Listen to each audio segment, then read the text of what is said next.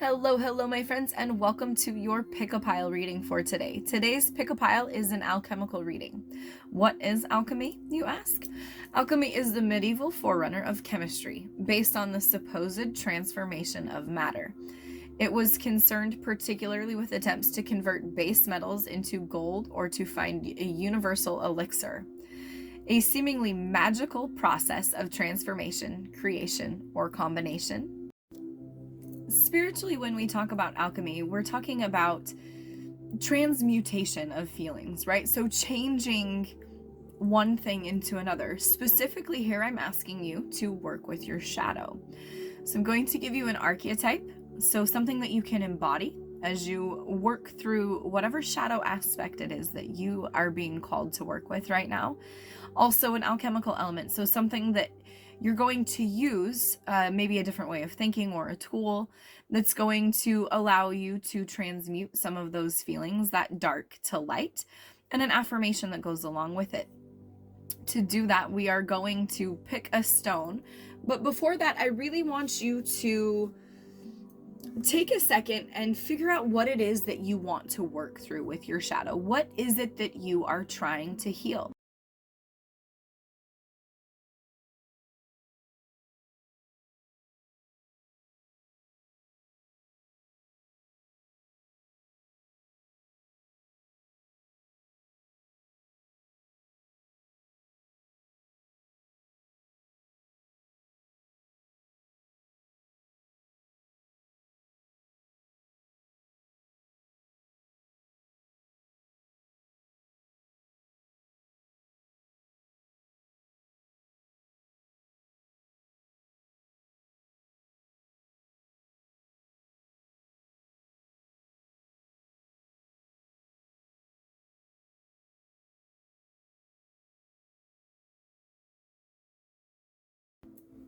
But essentially, my friends, we are completely in control of how we experience everything. We are not in control of what we experience necessarily, but how we choose to experience the things that we go through is our choice. That is our free will, my friends.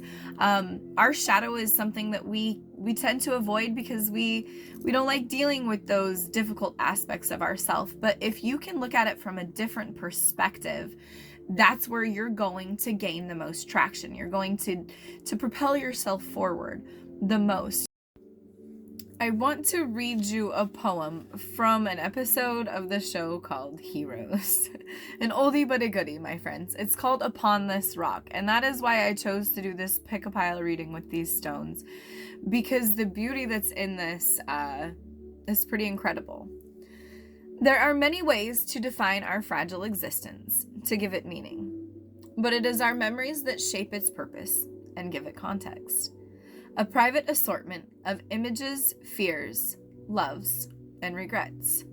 We alone choose the importance of each, building our own unique histories, one memory at a time, hoping the ones we choose to remember don't betray or trap us. For it is the cruel irony of life that we are destined to hold the dark within the light, the good with the evil.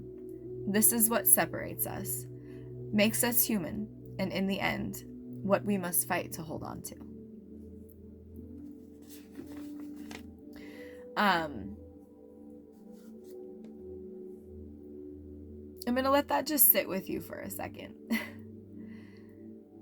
Because we are spiritual beings having a human experience, my friends. And sometimes when we're in the midst of that dark night of the soul, we forget to have compassion with ourselves. We forget that it's okay to struggle, that it's okay to feel some of the things we don't necessarily like to feel. And sometimes it's necessary to feel them because we are human.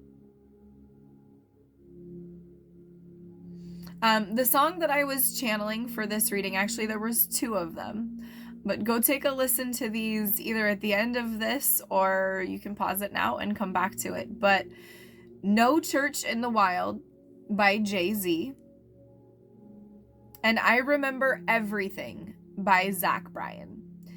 Now, they're two very, very separate vibes, my friends, but they are so very, very linked, because it's the dark and it's the light, and it's about perception. It's about the way that we choose to see things, because in the end, it is our choice. Allowing yourself to surrender and to break free from these bonds that have held you for so long, it's difficult. This journey to live an enlightened life is not for the weary, not for the faint of heart. And sometimes we just need a little bit of help and a little boost to push us past that.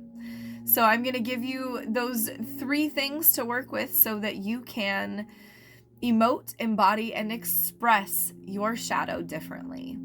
We have 3 stones to choose from. The first is a clear quartz. So if this is calling to you. Also, Snowflake Obsidian.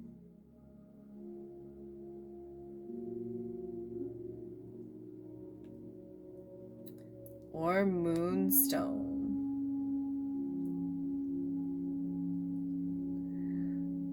So, depending on which pile is calling to you, I will go ahead and get into the cards. Okay, my friend, if you chose clear quartz, this is your reading. Clear quartz is a master healer. It is one of the most powerful healing and amplifying stones on the planet due to its unique structure. It cleanses and enhances the organs and subtle bodies, and acts as a deep soul cleanser, connecting the physical dimension with the mind. It works on all levels of being. The archetype for this is the sword. The affirmation: I do not have to say yes to things I do not want to do. I establish my boundaries with ease. My boundaries are key. And the alchemical element is the peacock's tail. We're going to start with the archetype. So the sword. Now, the swords in tarot represent thought, logic, and ideas. So keep that in mind as we go into this. To use the sword is to decide. The blade separates one reality from another. The choice is made and all else falls away. If you find the sword in your grasp, you can no longer hesitate. This weapon requires a clear and decisive mind and willingness to act. An onlooker may think the sword bearer is hasty and violent, but the most compassionate and responsible gesture is one that is honest, swift, and accurate. Our first encounter with the sword is at birth, when the cord we share with the mother is cut. This moment defines our separation from her and begins our journey of becoming ourselves. We must make these cuts again and again if we are to grow. Decisions shape our life, and the sword is an infamous shaper of destiny. When light, the sword is cutting through to what is essential. When dark, the sword can be hasty, backstabbing, and a dull and painful blade.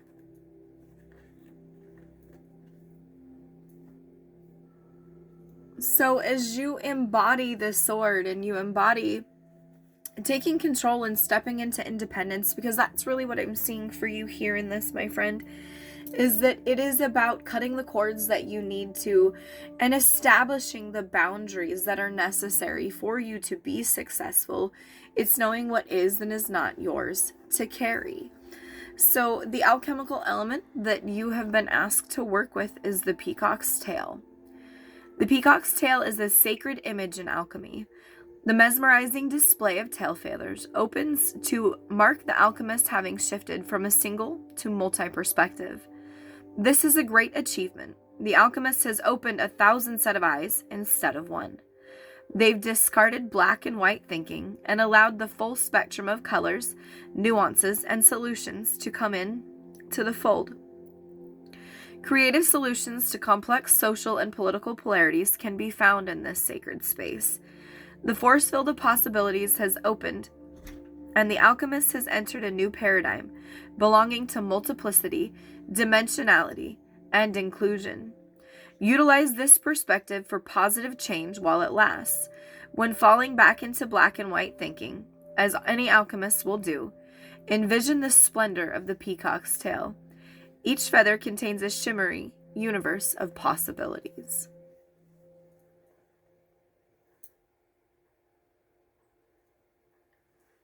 So, my friends, you are being asked to establish some boundaries so that you can open into this expansive element that is the peacock's tail.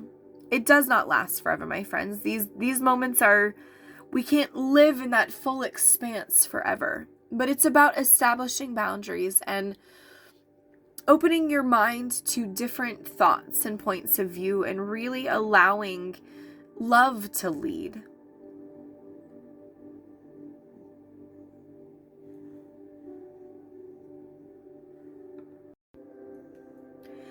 The peacock's tail shows us the full vision, like the full spectrum of inclusivity. And it indicates that shift to open-mindedness and to a different way of thinking. So the sword and the logic, you're cutting through to what is essential so you can be expansive where is necessary, right? You're cutting what is not essential away and allowing the universe to bring in some beautiful things as you release whatever it is that has been holding you captive. Because this is about embracing your shadow self, right? It's about shifting from things being right or wrong or left or right. There is no black and white anymore. It's about opening to a whole new way of being, elevating to a point where you can see things from a different perspective. And this is connecting, the clear quartz is helping to connect the physical dimension with the mind, right? So this expansiveness that you're feeling and experiencing is going to be grounded here in this physical dimension as well, my friend.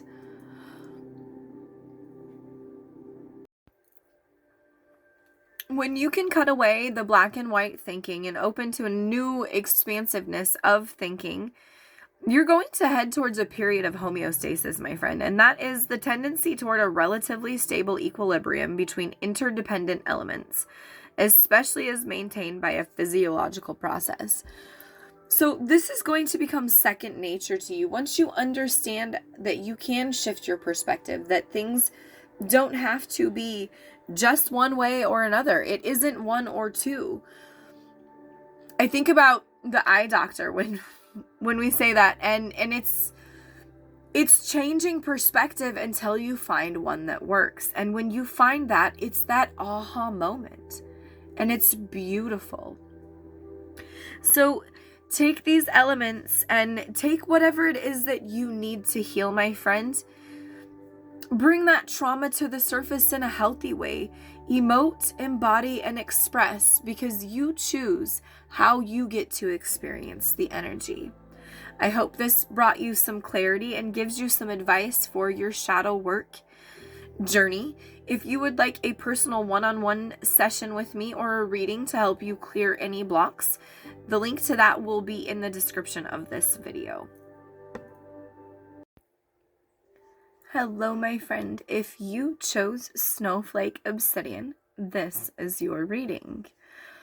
Let's first talk a little bit about Snowflake Obsidian.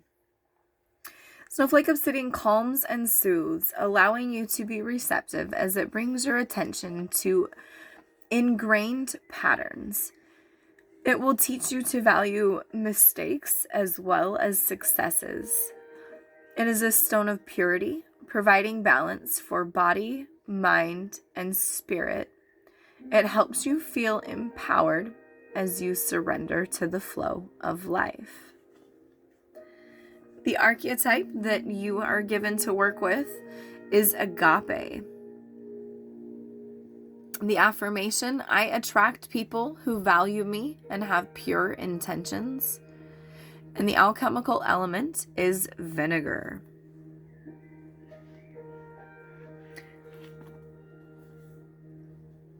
Agape.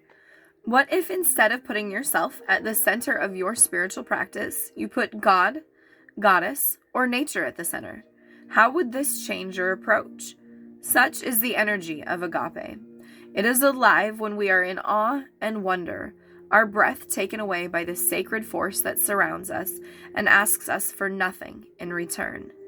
This card can indicate a spiritual initiation that stretches your capacity to love and serve. You sense the earthly as the heavenly, and vice versa. Such an initiatory moment can appear in any form. Like a healing balm to the modern soul, its effects last a lifetime. The agape card may also suggest you reassess what you worship every day, either consciously or unconsciously. What are you elevating? Where does the sacred ladder you climb ultimately lead to? When light, agape shows in service, reverence, honor, and joy. When dark, you can experience spiritual bypassing and some sense of righteousness. There is so much devotion and unconditional love in this. It's beautiful.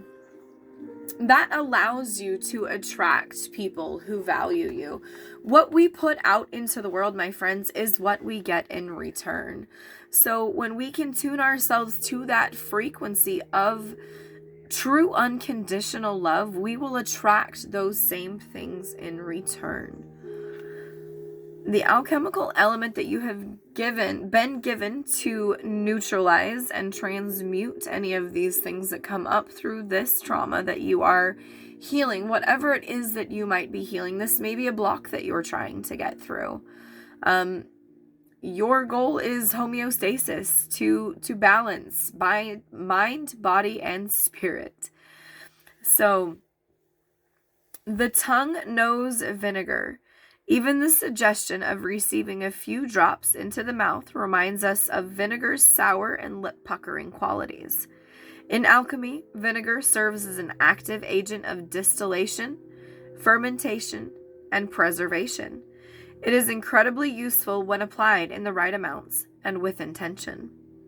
This said, it can be easily overused, overwhelming the situation at hand.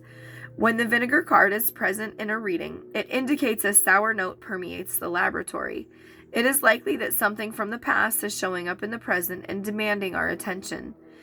It is in vinegar's nature to take over, to overwhelm. Be cautious with this material. A little goes a long way. As they say, it is productive to look at your past, but not to stare. Such is the complex energy of vinegar. So when we get that sour note in our laboratory, friends, what are we doing with it? Ponder the power of the spoken word, the power of the tongue in this, the wisdom of the tongue also, knowing when to speak and not to speak.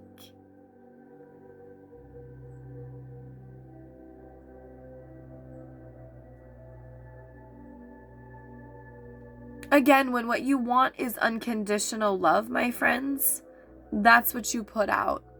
And those things will be returned to us. None of us are perfect. Nothing in life is perfect.